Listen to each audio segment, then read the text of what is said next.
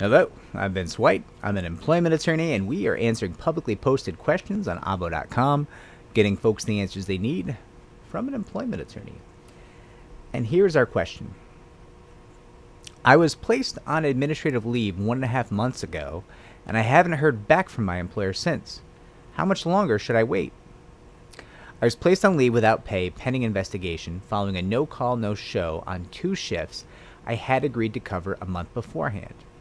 When I explained that I had forgot that I worked those 2 days and had lost my phone on day 1, so I didn't receive any of their calls that day, my director started bringing up complaints about me, including how the night before my no-call, no-show, I had made a call to police due to a domestic violence incident, resulting in a police officer showing up to my job to take my report.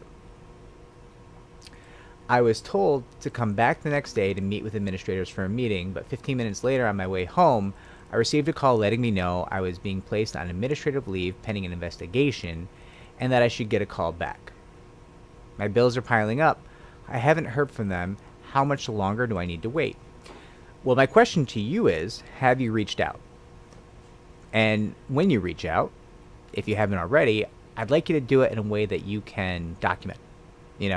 Email, text message that you can save, letter, anything you can really document. Because what you may end up doing is applying for unemployment under a constructive termination argument, right? And that essentially means that, hey, they didn't terminate me, but they're not giving me hours, so it's like they terminated me, and I need some money, so unemployment helped me out.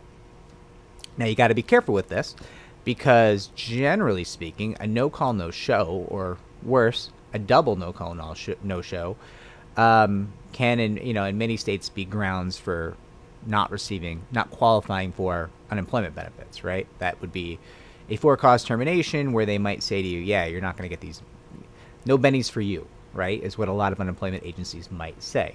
So ideally, if you can get in touch with this employer and go back to work, that'd be probably the ideal here. But either way, you're going to need to prove, hey, I did everything in my power to go back to work.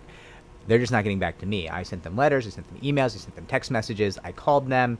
Here's all the proof of all of that. So please, unemployment agency, give me some benefits, help me out, and hopefully you don't need to go that path. But if you do, I hope you get benefits. And I'm really sorry about the domestic violence issue.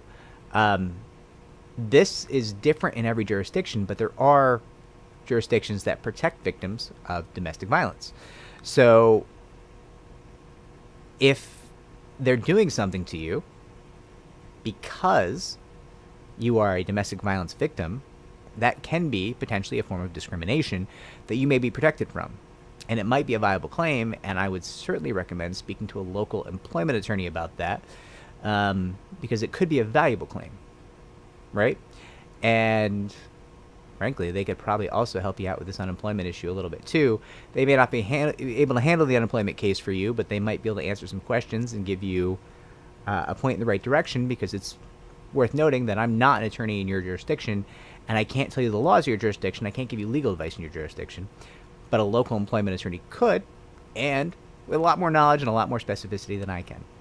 I'm only talking in generalities of how it would often go in many states. I don't know what you're dealing with in your state.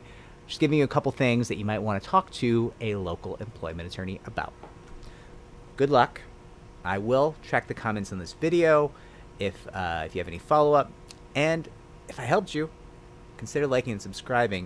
It really helps me to help more people just like you.